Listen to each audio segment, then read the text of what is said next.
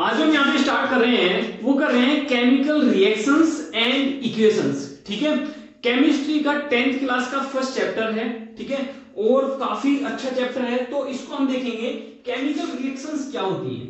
सबसे पहले हम इसका मीनिंग समझते हैं। कुछ सब्सटेंसेस आपस में रिएक्ट करके एक नए सब्सटेंस का प्रोडक्शन करते हैं। जैसे समझिए, एक हमारे पास सब्सटेंस है ए, दूसरा हमारे पास हो गया बी। ठीक है, सिंपल लैंग्वेज में समझिए। और हमारे पास इसमें क्या दिया, एक नया सब्सटेंस दिया। ठीक है, तो हमने जब ये केमिकल इक्वेशन लिखी, तो हमने जो लेफ्ट साइड में जिन सब्सटेंस ने स्टार्टिंग में जिन्होंने रिएक्शन की, हमने उसको बोला है रिएक्टेंट। और जो राइट साइड में एक जो हमें नया सब्सटेंस मिला, हमने उसको बोला है प्रोडक्ट। समझ आया आपको? भाई दो केमिकल्स है हमारे पास, ऐसे समझिए हमारे पास दो केमिकल है, उन्होंने आपस में रिएक्ट करके एक हमें नया केमिकल नया केमिकल दिया। ठीक है, तो नए केमिकल जो हमें मिला उसे हमने बोला है प्रोडक्ट। ठीक है, और जो लेफ्ट साइड में जिन्होंने रिएक्ट किया, हमने उनको बोला है रिएक्टेंट। समझे ना? तो अब आगे देखो कि केमिकल इक्वेशन क्या होती है। केमिकल इक्वेशन का मीनिंग समझिए। केमिकल इक्वेशन भाई, अब हमारे जो कुछ रिएक्टेंट्स है, रिएक्टेंट ने क्या किया, आपस में रिएक्ट किया और रिएक्ट होने के बाद एक नया प्रोडक्ट दिया। ठीक है, ये बात हम जब एक या तो वर्डों में हम लिखें, रिप्रेजेंट करें, या तो हम वर्डों में लिखें या एक सिंबल की फॉर्म में लिखें, तो हमने उसको बोला केमिकल इक्वेशन। देखो सपोज करो, मतलब हाइड्रोजन ने ऑक्सीजन के साथ रिएक्ट किया और क्या दिया, इन्होंने वाटर दिया। When hydrogen reacts with oxygen gives us water, हमने इसको जो हमारे जो मतलब हमने जो हम बोल रहे थे, है ना, तो हमने इसको रिप्रेजेंट कर दिया एक इसमें, एक सिंबल में हमने इसको रिप्रेजेंट कर दिया और हमने इसी को बोला है इक्वेशन, केमिकल इक्वेशन। सिंबल क्या होता है, सिंबल समझिए। सिंबल, जब हम कोई भी हमारे पास केमिकल होता है और केमिकल को हम अल्फाबेट से जब हम रिप्रेजेंट करते हैं, जैसे सपोज करो, मान लिया हमने अब बोला, मैंने आपको सल्फेट बोला, है ना, सल्फेट बोला, तो सल्फेट को अब मैं किसमें, एक सिंबल की फॉर्म में रिप्रेजेंट कर रहा हूं, तो उसको मैंने बोल दिया SO4। ठीक है, जैसे मैं आपको बोलूं सल्फ्यूरिक एसिड,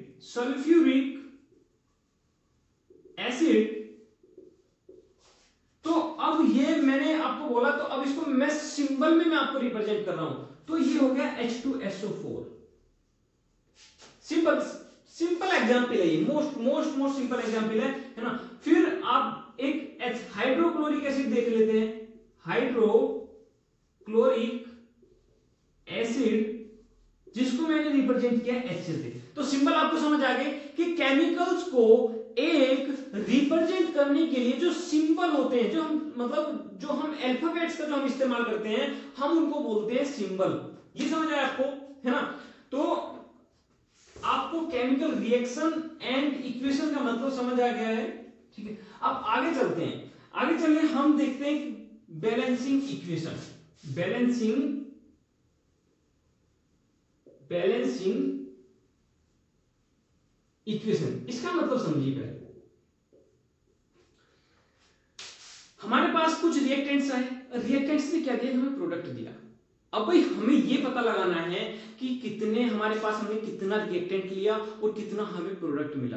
तो इसलिए हमें जरूरत होती है इस चीज की, केमिकल इक्वेशन को बैलेंस करने की। हमें यह पता हमें लग जाता है कि कितने एटम हमने रिएक्टेंट के लिए थे और कितने एटम हमें मिले, है ना। यानी कि हमें एक प्रोडक्ट यील्ड हमें कितनी मिली, हमें पता लगता है वो किससे, बैलेंसिंग इक्वेशन से। ठीक है, साथ में हमें देखो एक एग्जांपल देख लेते हैं। मैं आपको बैलेंसिंग दिखाऊं, पहले इसका देख लेते हैं। केमिकल इक्वेशन हमें क्या क्या चीज बताती है, हमें बताती है कि एक इक्वेशन में, एक रिएक्शन में कितने रिएक्टेंट ने पार्टिसिपेट किया या कितने कंपाउंड ने पार्टिसिपेट किया। ठीक है, दूसरा पॉइंट देखिए, अ केमिकल इक्वेशन इन्फॉर्म एक सिंबल और मतलब एक हमें एक फॉर्मूले के बारे में बताती है। ठीक है, कि भाई एक हमारे पास एक जो हमने भाई बोला, मान लिया हमने कैल्शियम सल्फेट हमने बोला है ना, तो कैल्शियम सल्फेट का हमें क्या है, हमें सिंपल नेम पता है, तो अब हमें रिएक्शन में क्या पता लग जाएगा, हमें पता लग जाएगा कैल्शियम सल्फेट का सिंबल हमें पता लग जाएगा। ठीक है, अच्छा एक हमें किस बारे में बताती है, हमने क्या रिएक्टेंट लिए और क्या हमें प्रोडक्ट मिला। जैसे सपोज करो मैंने भाई छोटा सा एग्जांपल दिया था आपको, जैसे हमने मैग्नीशियम लिया है ना, अब हमने इसको क्या किया, बर्न किया, बर्न करने के बाद ठीक है, तो ये MgO फॉर्म करेगा, मैग्नीशियम ऑक्साइड। तो हमने क्या लिया, हमने मैग्नीशियम लिया था है ना, मैग्नीशियम के बाद हमने मतलब ऑक्सीजन के साथ से रिएक्ट करके जब हमने इसको बर्न वगैरह किया तो इसने मैग्नीशियम ऑक्साइड बनाया। ठीक है, तो मैग्नीशियम ऑक्साइड हमें पता चला हमें कि भाई क्या हमें प्रोडक्ट मिला है, क्या हमने रिएक्टेंट लिए थे।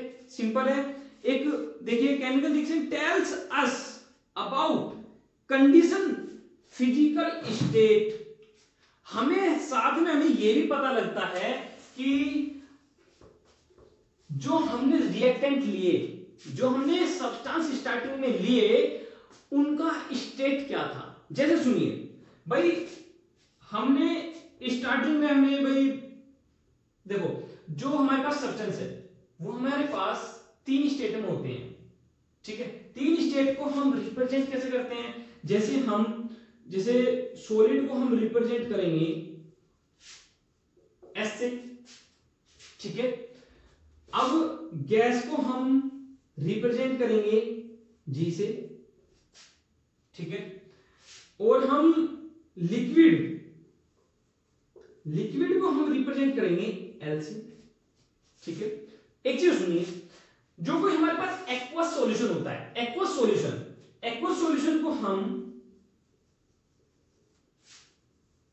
भाई चैप्टर अच्छा है ना, काफी मतलब एक बेसिक जानकारी जो हमें मतलब बहुत ज्यादा हेल्प करती है आगे जाके, वो हमें इस चैप्टर से मिलती है। समझिए, देखो एक्वस सॉल्यूशन समझिए क्या होता है। एक्वस सॉल्यूशन हमारे पास जब सॉल्यूशन होता है, सॉल्यूशन आप समझ गए ना, आपने 9th क्लास में पढ़ा होगा, सॉल्यूशन के 2 कंपोनेंट होते हैं।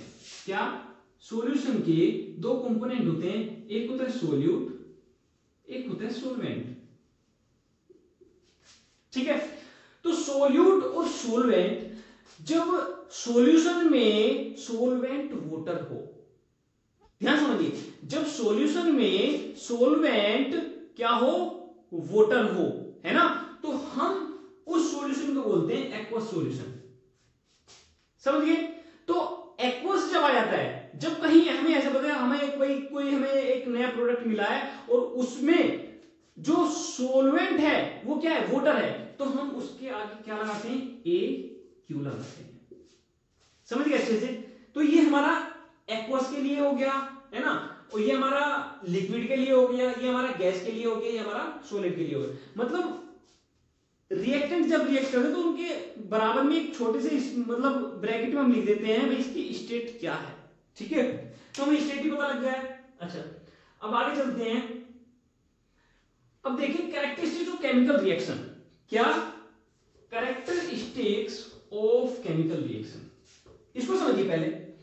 भाई देखो, डिफरेंट टाइप की केमिकल रिएक्शंस होती है, डिफरेंट टाइप्स की केमिकल रिएक्शंस होती है, और डिफरेंट केमिकल रिएक्शन ही अपने डिफरेंट कैरेक्टर शो करती है। ठीक है, हम ये कैसे बताएंगे भाई हाँ केमिकल रिएक्शन हो रही है, तो हर केमिकल रिएक्शन में जो मैं आपको कैरेक्टरिस्टिक्स बताने वाला हूं, उनमें से आपको कोई ना कोई कैरेक्टर देखने को जरूर मिलेगा, है ना। जैसे समझिए, पहला कैरेक्टर समझिए, पहला character change in state, change in state. ठीक है, चेंज इन स्टेट में समझिए, मतलब भाई जैसे रिएक्टेंट था, रिएक्टेंट का जो स्टेट था पहले भाई वो लिक्विड था, है ना। अब लिक्विड ने आपस में रिएक्ट किया और उसने क्या प्रोडक्ट में क्या बनाया, उसने कोई सॉलिड बना दिया, तो क्या हुआ, स्टेट में चेंज आ गए, है ना। जैसे एक मोस्ट कॉमन एग्जांपल देखिए, जैसे मैग्नीशियम रिबन है, ठीक है। मैग्नीशियम रिबन को जब हम क्या करते हैं, बर्न करते हैं, तो वो क्या बनाता है, वो मैग्नीशियम बनाता है, ठीक है। क्या बनाता है, मैग्नीशियम ऑक्साइड बनाता है, मैग्नीज ऑक्साइड बनाता है। ये देखिए, जब हम मैग्नीशियम को जब हम बर्न करते हैं, ऑक्सीजन की प्रेजेंस में ये बर्न होता है, तो ये मैग्नीशियम ऑक्साइड बनाता है, ठीक है। अब ये मैग्नीशियम किस स्टेट में था, अब ये स्टेट में था सॉलिड, ये क्या था, गैस। लेकिन मैग्नीशियम ऑक्साइड की स्टेट क्या है, मैग्नीशियम ऑक्साइड की स्टेट है आपकी पाउडर, स्टेट चेंज हुई, ठीक है। तो ये आपको मोस्ट कॉमन एग्जांपल हो गया। जैसे अरे देखो, हम तो ये कहेंगे हाइड्रोजन, देखो हाइड्रोजन गैस है, स्टेट चेंज, ठीक है भाई। गैस है हमारे पास, ये भी हमारे पास गैस है, ठीक है। हमें क्या स्टेट में मिला, लिक्विड, ठीक है।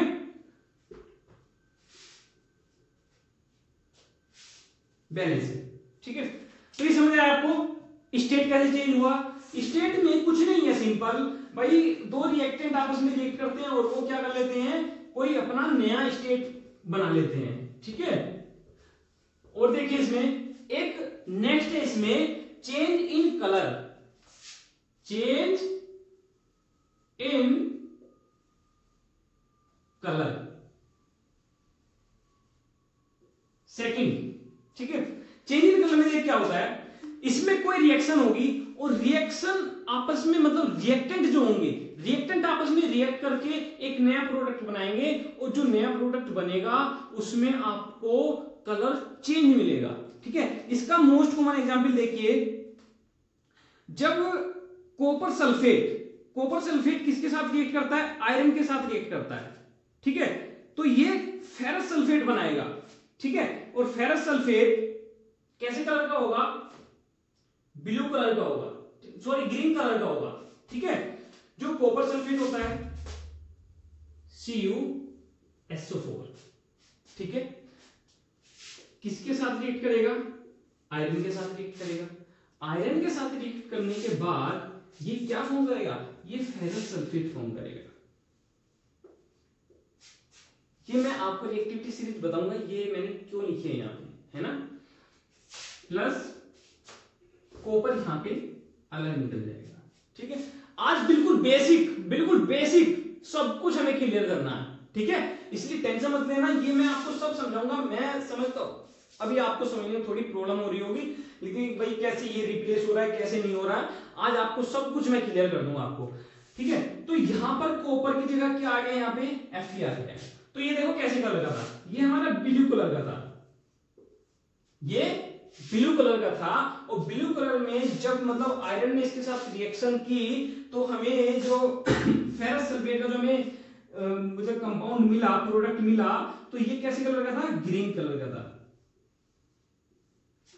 समझ आया अच्छे से, मतलब कलर चेंज हो रहा है भाई। सारे कैरेक्टर, जितने कैरेक्टर मैं आपको बता रहा हूं, एक ही रिएक्शन कोई शो नहीं करेगी, इसमें से different reaction different character show करेगी, ये बात समझ लीजिए बस। एक तीसरा स्टेट देख लीजिए, तीसरा कैरेक्टर देख लीजिए, evolution of gas. Evolution of gas में क्या होगा, मतलब गैस रिलीज होगी। आप 10th में क्या देखेंगे अपने, जब आप कभी लैब में कोई रिएक्शन वगैरह करोगे, तो आप हाइड्रोजन गैस को क्या करोगे, आप मतलब देखोगे, है ना। और कैसे, मतलब ये आप कैसे डिटेक्ट करोगे कि यहाँ पे कोई गैस रिलीज हो रही है, वो बताऊंगा आपको। जैसे मतलब हमने अपने टाइम में जैसे हमने किया था, मैं आपको वो बताऊंगा, ठीक है। तो इसमें इवोल्यूशन ऑफ गैस तीसरा है, है ना। तो इसमें क्या होगा, रिएक्शन में क्या होगा, रिएक्शन में गैस रिलीज होगी। इसका मोस्ट कॉमन एग्जांपल देखिए, इसका एग्जांपल है आपके सामने कि जब zinc granules dilute sulphuric acid के साथ रिएक्ट करेंगे तो हाइड्रोजन गैस रिलीज होगी। क्या, देखो किसके, जिंक के ग्रेन्यूल्स जब रिएक्ट करेंगे डाइल्यूट सल्फ्यूरिक एसिड के साथ, ये जिंक है हमारे पास, जिंक के क्या ग्रेन्यूल्स बताऊंगा क्या होते हैं,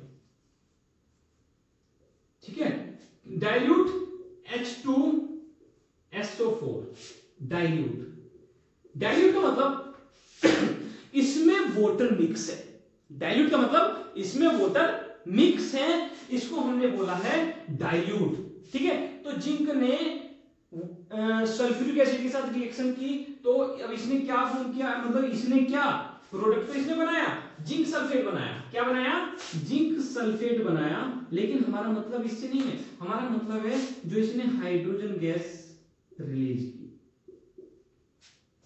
क्या रिलीज हुई हाइड्रोजन गैस। हाइड्रोजन गैस को कैसे देखोगे आप, हाइड्रोजन गैस आप पता कर सकते हो जब किसी आप मतलब कोई रिएक्शन आप कराओ तो उसके ऊपर आप कैंडल देखोगे, मतलब बर्निंग कैंडल रखोगे, और अगर उसमें से हाइड्रोजन रिलीज हो रही हो ना तो उसमें पॉप की साउंड आएगी आपको, है ना, जैसे पॉप पॉप पॉप, भाई कुछ जलता है ना, जैसे आप भाई कभी कभी वाटर आ जाता है, वाटर मतलब जब आग में आ जाता है तो जैसी वो आवाज निकालता है ना, तो उस तरह की आवाज आपको देखने को मिलेगी। इसमें देखिए, समझिए ना आप हाइड्रोजन गैस कैसे रिलीज होगी। इसमें देखिए आपको फोर्थ देखिए, इसमें फोर्थ में देखिए चेंज इन टेम्परेचर, जब कोई रिएक्शन होगी तो कुछ रिएक्शन ऐसी होती है जो टेम्परेचर में चेंजेस लाती है, उसका समझिए चेंज इन टेम्परेचर।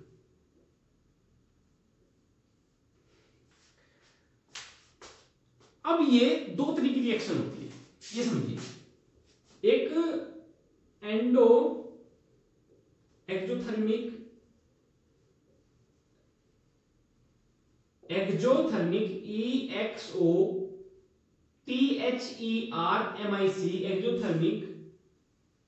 रिएक्शन, ठीक है। एक होती है एंडोथर्मिक रिएक्शन, ठीक है। अब इसको समझिए, एक्जोथर्मिक जब रिएक्शन हो रही हो और हीट रिलीज हो, रिएक्शन से क्या हो, हीट रिलीज हो, तो ऐसे रिएक्शंस को हम बोलते हैं एक्जोथर्मिक। और ये पता कैसे लगेगा हीट रिलीज हो रही है, तो सिंपल उसको यार टच करके देख लेंगे, है ना। जब हम उसको टच करके देखेंगे तो हम देखेंगे कि भाई उसमें रिएक्शन रिलीज हो रही है, मतलब हीट रिलीज हो रही है, रिएक्शन नहीं है ना। एंडोथर्मिक देखो, एंडोथर्मिक में क्या होता है, हीट एब्जॉर्ब होती है। अब मैं इसको डिस्कस करूं तो एक्सोथर्मिक का मैं आपको एक एग्जांपल दूंगा, है ना। इसका एग्जांपल देखिए, जब क्विकलाइन वाटर के साथ रिएक्ट करता है, जब क्विकलाइन वाटर के साथ रिएक्ट करता है तो कैल्शियम हाइड्रोक्साइड फॉर्म होता है, ठीक है। कैल्शियम हाइड्रोक्साइड फॉर्म होता है, और कैल्शियम हाइड्रोक्साइड के बाद, ठीक है, ये जो मतलब इसकी एक रिएक्शन होती है जिसको, हाँ, कैल्शियम हाइड्रोक्साइड को हम दूसरा नाम क्या बोलते हैं, स्लेक लाइन, ये समझिए। मोस्ट कॉमन एग्जांपल दूंगा, देखो जब कभी होली दिवाली होती है तो आप क्या करते हैं, अपने मतलब जो कभी घरों पे या कोई मतलब आपके जो देवी देवता होते हैं या मंदिरों में, मतलब एक सफेद कलर का एक चूना होता है ना, और चूने से आप क्या करते हो, है ना, उसको क्या करते हो आप, मतलब उसे आप पुताई करते हो उसकी, है ना। तो उसमें क्या होता है, आप एक लाते हो, एक जैसे मतलब गांव में भाई सिंपल भाषा में बोलते हैं उसको कली बोलते हैं, है ना, और उस कली का एक मतलब उसको हम चूना बोलते हैं, जिसको हम बोलते हैं कैल्शियम हाइड्रोक्साइड या स्लेक लाइन। और जब इसकी रिएक्शन जब वाटर के साथ होती है ना, जब वाटर के साथ रिएक्शन होती है तो वो एक बहुत ज्यादा हीट रिलीज होती है, मतलब आप जिस कंटेनर में होता है ना, आप उसको टच भी नहीं कर सकते हो, है ना। तो वो देखने को आपको मिलती है, आपके मतलब भाई यूज भी करते हो आप, मैंने आपको सिंपल वो तरीका बताया। बाकी जब कैल्शियम ऑक्साइड, जब क्विक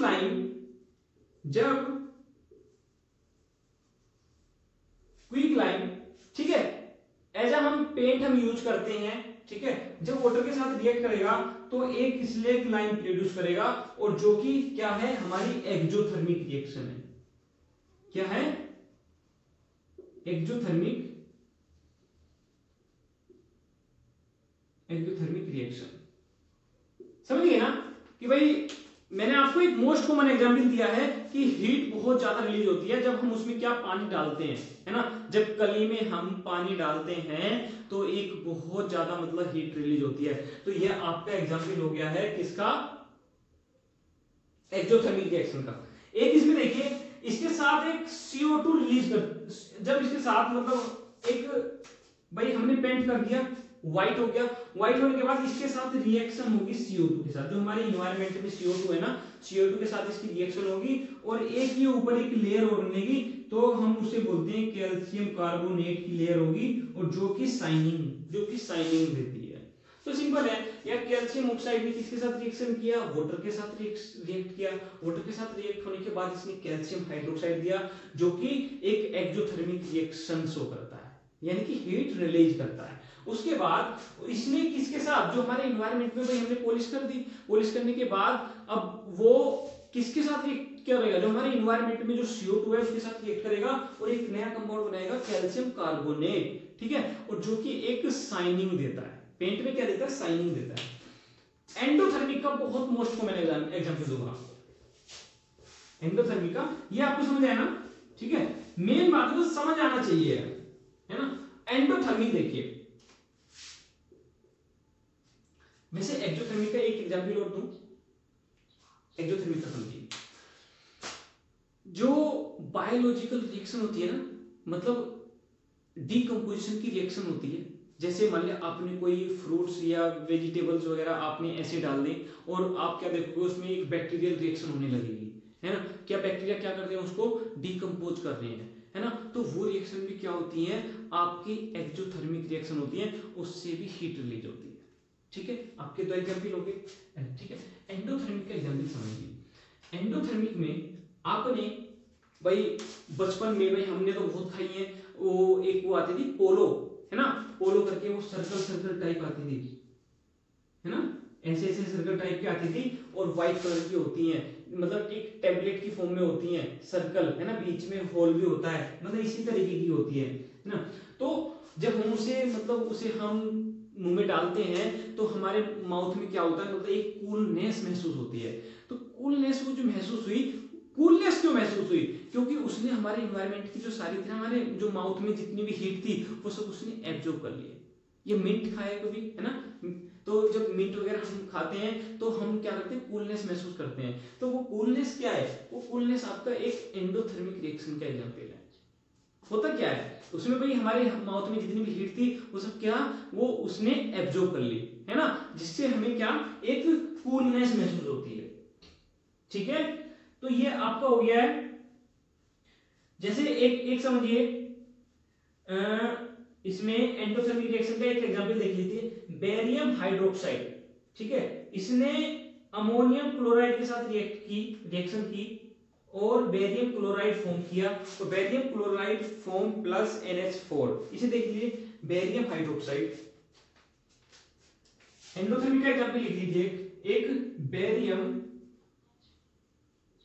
बेरियम हाइड्रोक्साइड, ठीक है, और किसके साथ रिएक्ट की इसने NH4Cl अमोनियम क्लोराइड, तो इसने क्या दिया, BaCl2 बेरियम क्लोराइड प्लस और अमोनियम हाइड्रोक्साइड, ठीक है। तो अब ये क्या, ये एक टेम्परेचर रिड्यूस मिलेगा आपको इस रिएक्शन, बेरियम क्लोराइड में जो टेम्परेचर आपको मिलेगा वो बिल्कुल कूल मिलेगा, ठीक है। अच्छा, अब बात आती है formation of precipitate. Formation of precipitate समझिए क्या होता है। कहां गया डस्टर यार, ये फॉर्मेशन ऑफ प्रेसिपिटेट। प्रेसिपिटेट समझिए क्या होता है। बहुत से स्टूडेंट्स को ये कंफ्यूजन रहता है कि ये यार प्रेसिपिटेट क्या है ना। ये समझिए फॉर्मेशन ऑफ पीपीटी, ये भी समझ लीजिए यार। प्रेसिपिटेट को हम पीपीटी से रिप्रेजेंट करते हैं, ठीक है। प्रेसिपिटेट,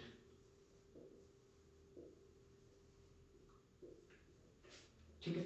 अच्छा, अब इसमें आपने प्रेसिपिटेट समझिए।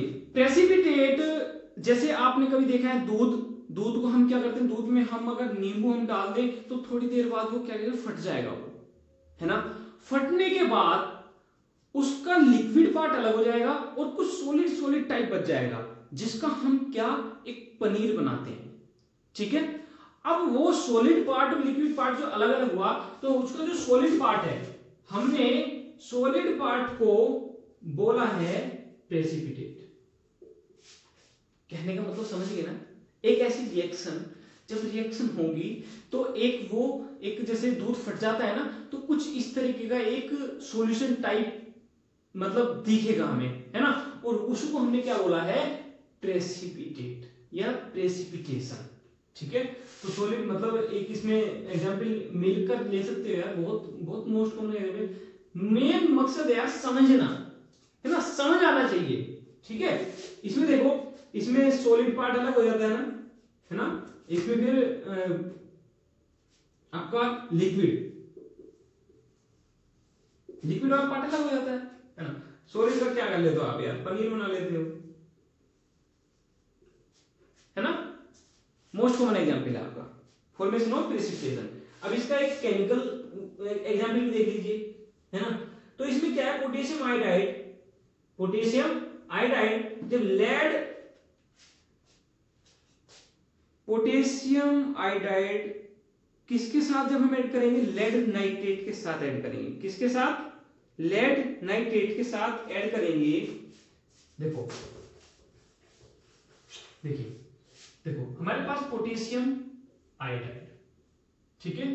किसके साथ हम रिएक्ट करेंगे, किसके साथ मिलाएंगे हम इसको लेड नाइट्रेट के साथ, पीबी। लेड क्या होता है, पीबी, याद हो जाएगा आपको, NO3, ठीक है। क्या फॉर्म होगा, एक येलो कलर का प्रेसिपिटेट लेड आयोडाइड, पीबीआई,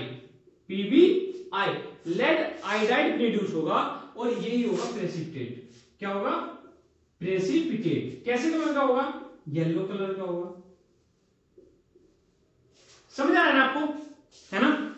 तो ये आपके होंगे कैरेक्टरिस्टिक्स, ठीक है। कभी इस कंफ्यूजन में कभी मत रहना कि भाई सारी रिएक्शंस मतलब एक ही रिएक्शन सारी कैरेक्टर शो करेगी, ऐसा नहीं है। ये तो केवल ये है कि हाँ ये कैरेक्टर होते हैं, भाई ये चेंजेस आ जाते हैं रिएक्शंस में, ठीक है। अब हम क्या देखेंगे, हम बैलेंस इक्वेशन देखेंगे, या हम चलो देख लेते हैं पहले types of chemical equation. Types of chemical equation, एक ही एग्जांपल देखेंगे। Types of chemical equation,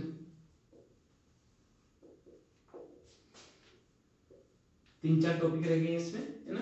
types of chemical balancing equation, है ना, और फिर उसमें एक आपका रेस्टिंग ऑफ आयरन एंड बैलेंसिबिलिटी, ये रह गए, ठीक है। तो इसमें पहला देखो कॉम्बिनेशन रिएक्शन, क्या है, कॉम्बिनेशन रिएक्शन। पहली रिएक्शन कॉम्बिनेशन रिएक्शन, क्या होगा, कॉम्बिनेशन पता लग रहा है, कंबाइन हो रहा है कुछ, दो कंपाउंड आपस में मिक्स होंगे, है ना, कंबाइन करेंगे और एक नया प्रोडक्ट देंगे।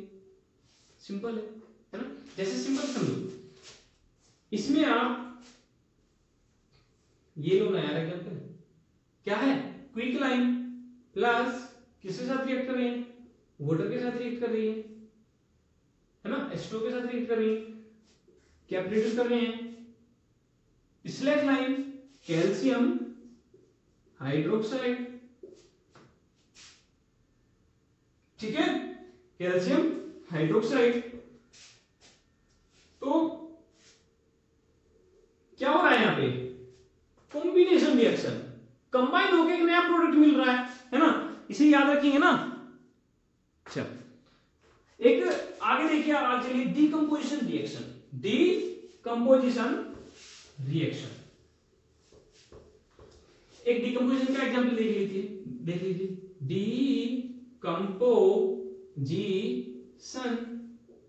रिएक्शन। भाई देखो, इसमें एक कंपाउंड टूटेगा, डीकंपोज होगा, है ना, और एक नया प्रोडक्ट देगा। ठीक है, डीकंपोजिशन में आप देखेंगे, भाई पहले ये समझ लो आप कि डीकंपोजिशन भी 3 टाइप्स का होता है। कितने? 3 टाइप्स का होता है। एक तो आपका होगा एक थर्मल डीकंपोजिशन, थर्मल डीकंपोजिशन, ठीक है। सेकंड इसमें आपका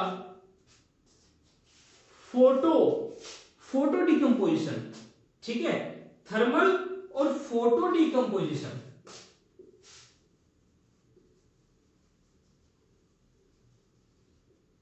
फोटो डीकंपोजिशन, ठीक है। थर्ड इसमें समझिए आप, इसमें इलेक्ट्रोलाइसिस, ठीक है, डीकंपोजिशन। इलेक्ट्रोलाइसिस में क्या होता है,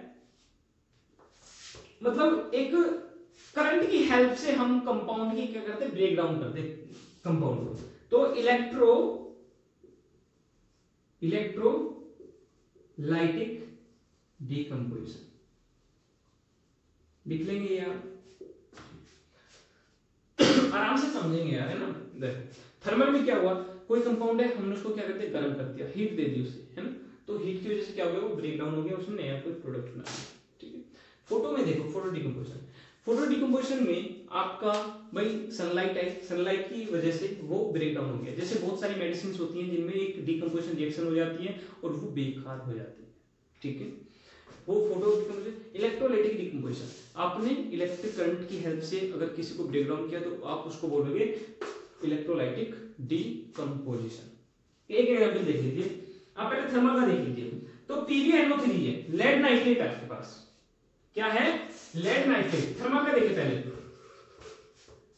थर्मल का लेड नाइट्रेट, जब आपने उसको क्या किया, हीट किया, ठीक है, तो लेड ऑक्साइड देगा, क्या देगा, लेड PbNO3 है ना, क्या देगा, आपने हीट कर दिया इसको, तो इसने क्या दिया, lead oxide plus lead oxide के साथ क्या देगा, एक NO2 plus NO2 and plus oxygen gas. ठीक है, ये आपका किसका एग्जांपल है, आपका थर्मल का। ठीक है, साथ में आप फोटो का एग्जांपल ले, फोटो जो सनलाइट की हेल्प से ब्रेक डाउन होता है। तो फोटो का एग्जांपल इसमें आपको मिल जाएगा AgBr। Ag क्या होता है, सिल्वर। ठीक है, AgBr क्या देगा, हमने इसको मतलब एक सनलाइट में रख दिया तो एक इसमें क्या होगा, सिल्वर अलग हो जाएगा और ब्रोमीन अलग हो जाएगा। ठीक है, समझ आया ना आपको, AgBr, Ag अलग हो जाएगा, Br अलग हो जाएगा। तो ये आपका एग्जांपल हो गया इलेक्ट्रोलाइटिक डिकम्पोजिशन। इलेक्ट्रोलाइटिक में देखो, तीसरा देखो, इलेक्ट्रोलाइटिक में वाटर है हमारे पास H2O, आपने क्या किया, इसका इलेक्ट्रोलाइसिस कराया, है ना, करंट के हेल्प से आपने इसको ब्रेक डाउन किया, तो ये किस में टूटेगा, O2 में प्लस H2 में। ठीक है भाई, ऑक्सीजन और हाइड्रोजन का मिलकर बना होता है। ठीक है,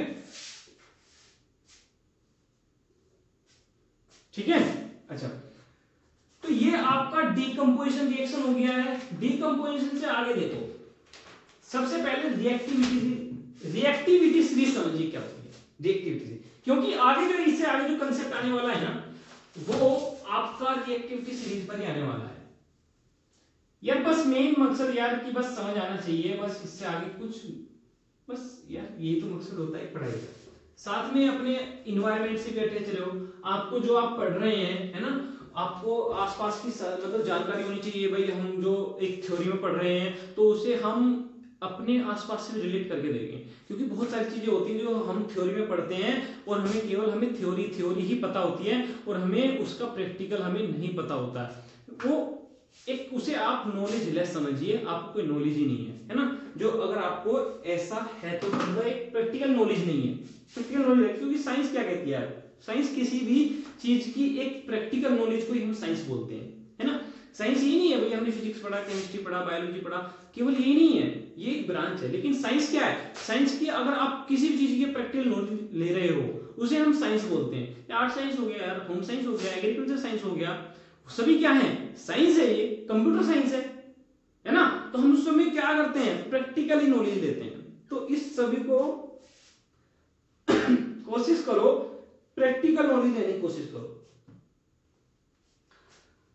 रिएक्टिविटी से भाई देखो, ये मैंने जो यहाँ पे आपके सामने लिस्ट बनाई है ना, ये एक एरिया के खूंखार बदमाश है हमारे, मतलब ये हमने कंट्री के मोस्ट वांटेड बदमाश रखे हैं, और कुछ अपने इलाके के बदमाश है, कुछ अपने गांव के बदमाश है, कुछ अपने जिले के बदमाश है। तो ऐसा समझिए लिथियम सबसे बड़ा बदमाश, लिथियम सबसे बड़ा बदमाश, उससे छोटा फिर पोटेशियम, उससे छोटा फिर बेरियम, उससे छोटा फिर सोडियम, ठीक है, कैल्शियम, मैग्नीशियम, एल्यूमिनियम, जिंक।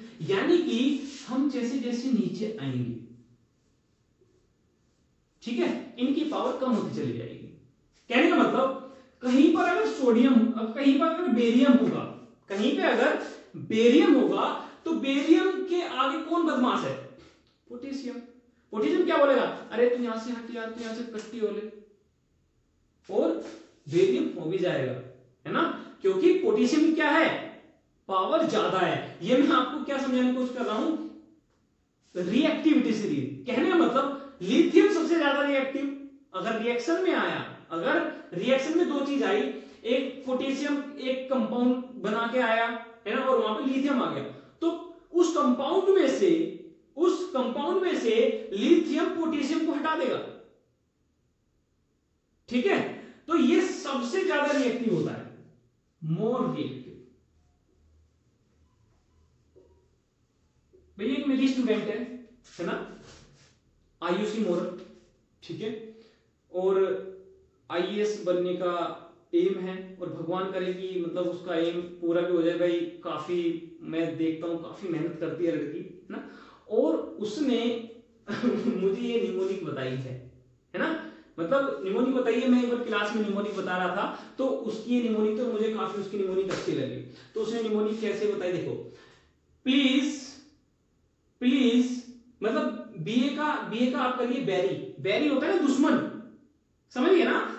देखो हम निमोनिक देख रहे हैं यहाँ पे, निमोनिक का मतलब बस एक समझ रहे हैं यार, है ना, कि इसको लर्न कैसे करें, लर्न करने तरीके समझिए। Please Barry stop calling me as zebra, अरे मुझे जेब्रा मत बुलाओ यार, हैं। तो आयुषी ने बोला कि मुझे जेब्रा मत बुलाओ, NISN को आप भूल जाइए, है ना, ठीक है। आई लाइक, लेट्स का मतलब हर हर, कॉपर कॉलिंग मी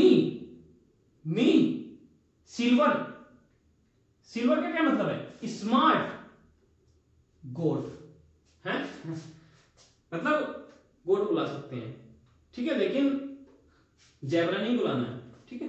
तो ये मुझे एक टेक्निक बताई है एक आयुषी मोरल, ठीक है, काफी अच्छी है। इससे आप निमोनिक से इसको रिएक्टिविटी सीरीज को आप लर्न करना। अब आगे देखिए रिएक्टिविटी सीरीज इसका मैं आपको यूज बताऊंगा, ठीक है। तो बस सबसे आप मोस्ट रिएक्टिव एलिमेंट को आप याद रखोगे, क्या है, लिथियम, ठीक है, और सबसे मोर रिएक्टिव आपका लिथियम, और सबसे लीस्ट आपका गोल्ड, ठीक है। समझिए ना यार, ये मैंने क्यों बताया आपको, ठीक है। अच्छा अब आगे देखिए, इसके आगे एक रिएक्शन होती है, डिस्प्लेसमेंट रिएक्शन, यहां पे आया इसका डिस्प्लेसमेंट रिएक्शन, डिस्प्लेसमेंट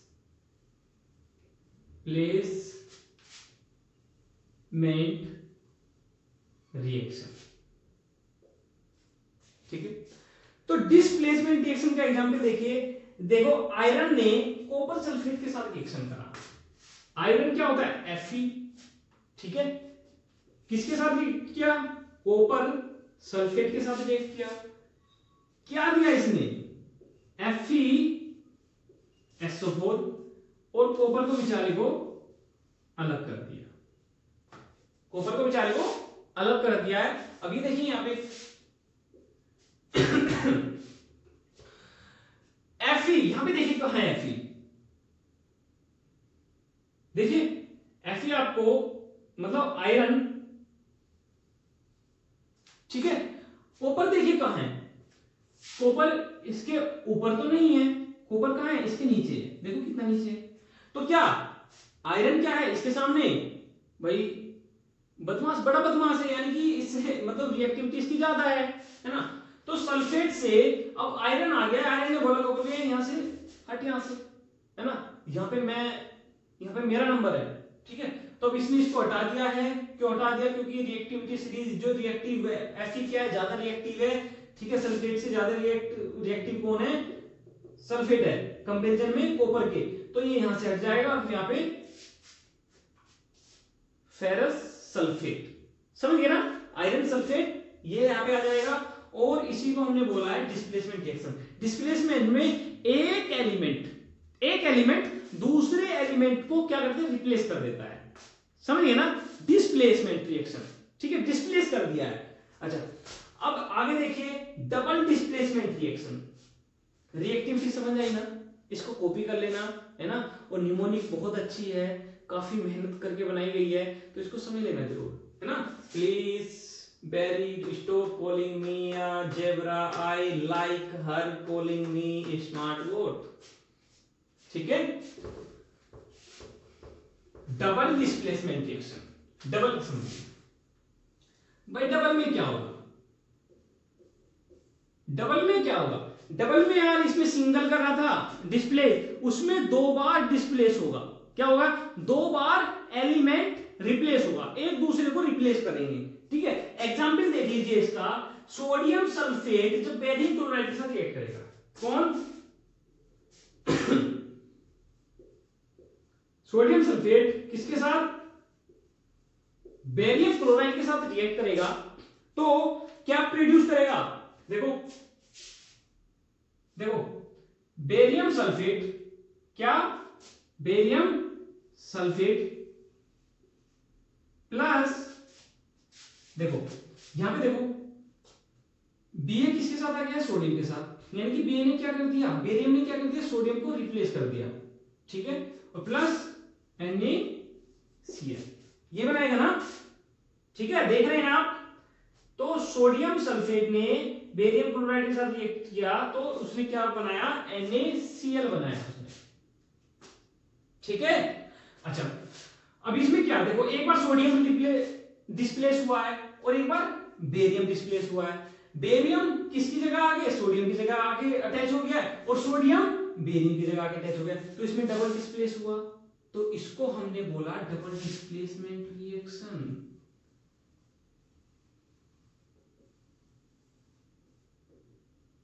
ठीक है। अच्छा भाई, ये आपका डबल डिस्प्लेसमेंट खत्म हुआ। एक रह गया है ना, प्रेसिपिटेशन। प्रेसिपिटेशन समझ आया क्या होता है? प्रेसिपिटेशन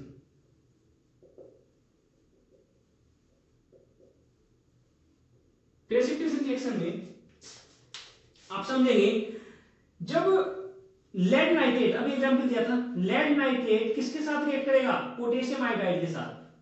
जब लेड नाइट्रेट किसके साथ? पोटेशियम आयोडाइड के साथ रिएक्ट करेगा, तो पोटेशियम आयोडाइड का जो बनेगा वो प्रेसिपिटेट बनेगा, ठीक है।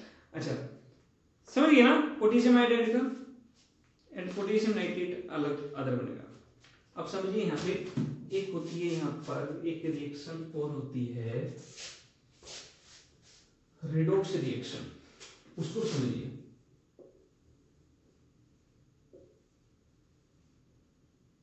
टर्म समझ लीजिए बस, है ना। टर्म रेडॉक्स रिएक्शन एक ऐसी रिएक्शन जिसमें ऑक्सीडेशन और रिडक्शन दोनों एक साथ हो। अब ऑक्सीडेशन समझिए क्या है। ऑक्सीडेशन ऑक्सीजन का एडिशन होना, ऑक्सीजन का एडिशन होना, हम उसको बोलते हैं ऑक्सीडेशन। दो चीजें, एक तो ऑक्सीजन का एडिशन हो जाओ या फिर हाइड्रोजन का रिमूवल हो जाओ। हाइड्रोजन का रिमूव होना, ऑक्सीजन का ऐड होना, हम इसको बोलते हैं ऑक्सीडेशन। एक होता है रिडक्शन, रिडक्शन का जस्ट इसका अपोजिट। हाइड्रोजन का एडिशन तो रिडक्शन, ऑक्सीजन का एडिशन तो ऑक्सीडेशन। ठीक, या तो रिमूवल हो जाए, रिडक्शन में क्या हो जाए, रिडक्शन में रिमूवल ऑफ ऑक्सीजन, ठीक है, एडिशन ऑफ ऑक्सीजन, किसमें, ऑक्सीडेशन में, ऑक्सीजन, ठीक है। ऑक्सीडेशन के लिए फिर एक टर्म और समझ लीजिए,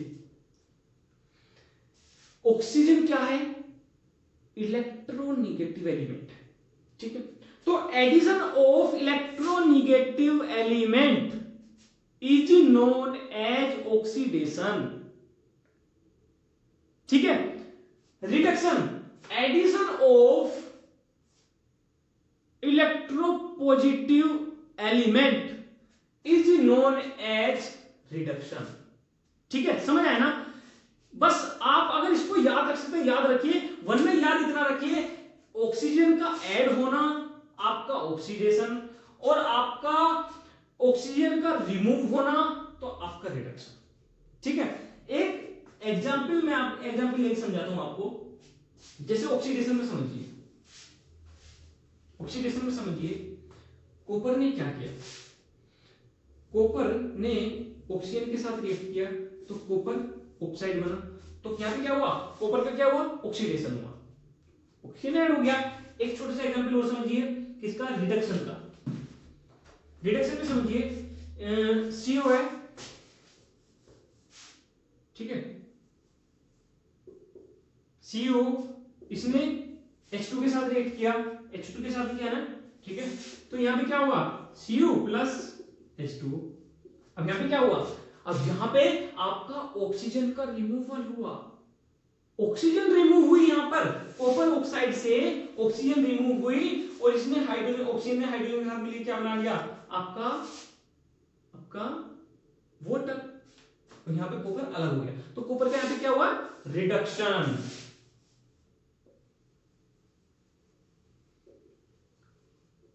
ठीक है। और इसको हम रेडॉक्स रिएक्शन भी बोल सकते हैं, क्योंकि यहां पर ऑक्सीडेशन भी हो रहा है और रिडक्शन भी हो रहा है। समझिए कैसे, देखो कॉपर से क्या गया, ऑक्सीजन गया, ठीक है। चलो इसको आप ऐसे रखिए, रिडक्शन हुआ ना कॉपर का, ठीक है। अब देखो ये एक बात आती है, अब टर्म्स आ जाती है इंपॉर्टेंट। एक क्या समझते हैं, ऑक्सीडाइजिंग एजेंट, ऑक्सीडाइजिंग एजेंट क्या होते हैं, ऑक्सीडाइजिंग एजेंट रिएक्शन में आते हैं और जो दूसरे कंपाउंड को ऑक्सीडाइज कर दें, जो दूसरे कंपाउंड को ऑक्सीडाइज कर दें, हम उनको बोलते हैं ऑक्सीडाइजिंग एजेंट, ठीक है। जैसे एग्जांपल में KMnO4 पोटेशियम परमैंगनेट, ठीक है, आपका एग्जांपल है आपका ऑक्सीडाइजिंग एजेंट का, ठीक है। रिड्यूसिंग एजेंट,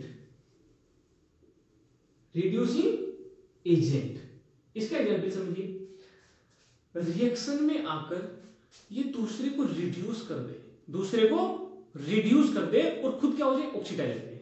ऑक्सीडाइजिंग के लिए भी समझिए और इसके लिए दोबारा समझिए। ऑक्सीडाइजिंग एजेंट क्या करेगा, दूसरे को ऑक्सीडाइज कर देगा, ऑक्सीजन दे देगा और खुद क्या हो जाएगा, रिड्यूस हो जाएगा। भाई देखो, जब खुद तो रिड्यूस होएगा ही, जब वो दूसरे को रिएक्ट मतलब ऑक्सीजन दे देगा तो खुद क्या होगा, रिड्यूस हो जाएगा। रिड्यूसिंग एजेंट में समझिए, रिड्यूसिंग एजेंट में दूसरे को रिड्यूस कर देगा, यानी कि उसे हाइड्रोजन दे देगा और उससे ऑक्सीजन ले लेगा। समझ गए ना? इसका एग्जाम्पल लिथियम LiAlH4। ठीक है, ये इसका मतलब एक एक एग्जाम्पल याद रख लेना बस, है ना, चल जाएगा काम, अभी इतना चल जाएगा, है ना। तो ऑक्सीडेशन, रिडक्शन, ऑक्सीडाइजिंग एजेंट और रिड्यूसिंग एजेंट, है ना, सभी क्लियर हो गए ना अच्छे से। अब बात आती है आपकी कोरोजन और रेंसिडिटी की। कोरोजन एंड रेंसिडिटी की बात आती है। कोरोजन समझिए क्या होता है।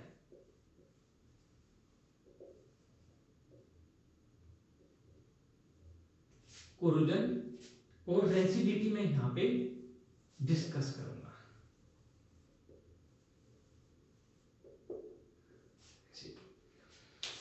कोरोजन में आप देखेंगे कि भाई कोई मेटल है, अब वो मेटल काफी टाइम से मतलब कहीं पर रखा हुआ है और उस पर पानी की वजह से या तो मतलब भाई बारिश में भी ऐसे ही पड़ा है ना, और वो काफी टाइम तक वो फोग में भी वो ऐसे ही पड़ा है, तो कुछ टाइम बाद आप क्या देखोगे, उस पर आप ब्राउनिश ब्राउनिश कलर की आप उस पर एक लेयर देखोगे।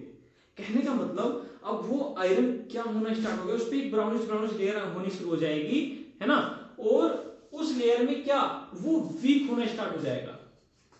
समझिए ना भाई, जैसे आपके घरों में क्या होते हैं भाई, गांव में क्या होते हैं, मतलब बड़े बड़े गेट होते हैं, अगर उन पर मतलब एक जंग लग जाता है जिसे हम बोलते हैं, है ना, तो एक ऐसा प्रोसेस है जिसमें एक मेटल का ऑक्सीडेशन होने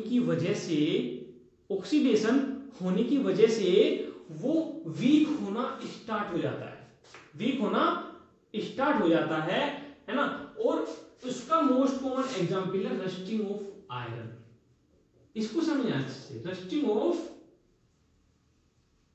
आयरन, समझिए ना भाई। कोरोजन क्या है? कोरोजन में एक मेटल है, वो ऑक्सीडेशन की मतलब एक इन्वायरमेंट में एक भाई वाटर की वजह से, एक मॉइस्चर की वजह से, है ना, वो डिकम्पोज होना स्टार्ट हो गया है, वो डिग्रेड होना स्टार्ट हो गया है, और उस पर एक brownish brownish reddish reddish colour की एक लेयर आ चुकी है, और हम उस मतलब वो लेयर जो आ चुकी है जिसकी वजह से वीक होना शुरू हो गया है, तो इसका एक मोस्ट कॉमन एग्जांपल हमें देखने को मिलता है rusting of iron.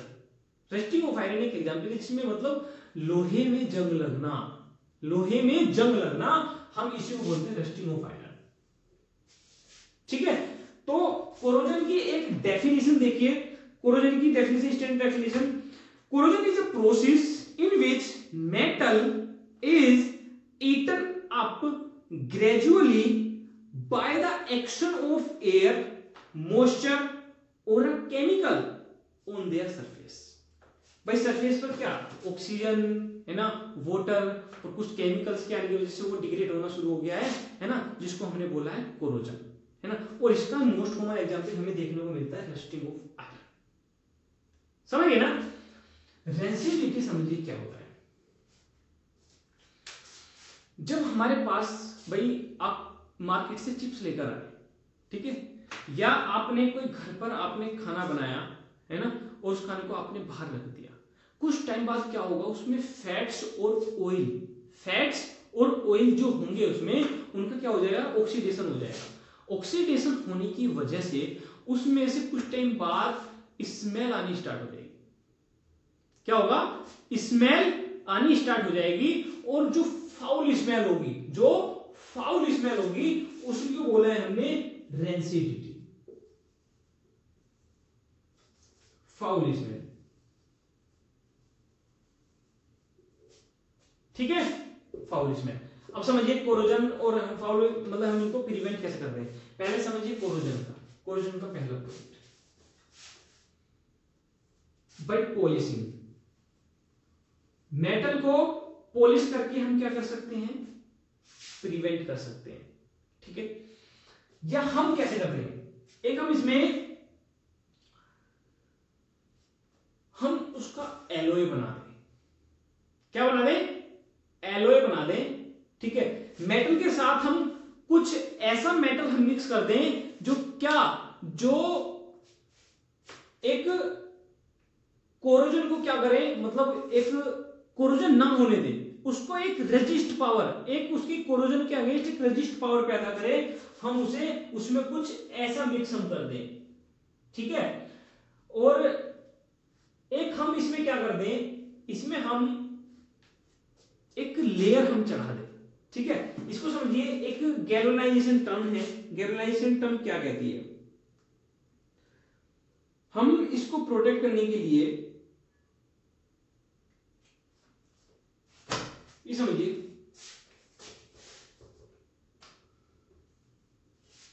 Galvanisation,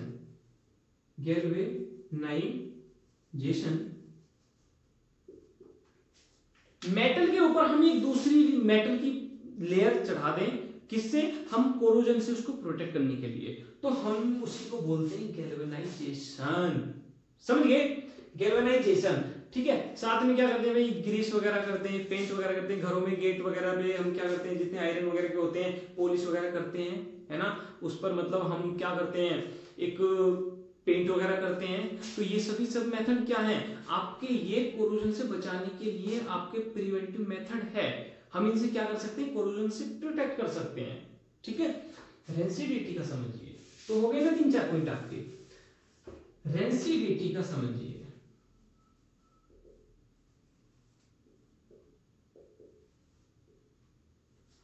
rancidity,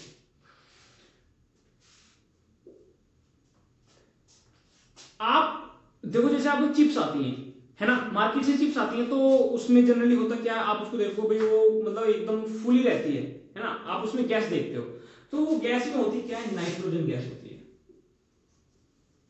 क्या होती है, नाइट्रोजन गैस। भाई देखो, या तो हम नाइट्रोजन गैस से उसको फिल कर दें, अगर हमें क्या बचाना है, हमें रेंसिडिटी से बचाना है, ठीक है। या हमने जो खाना बनाया उसको फ्रिज में रखें, फ्रीज करके रखें, तो हम उसको बचा सकते हैं, है ना। और या हम उसमें क्या डालें, एंटीऑक्सीडेंट,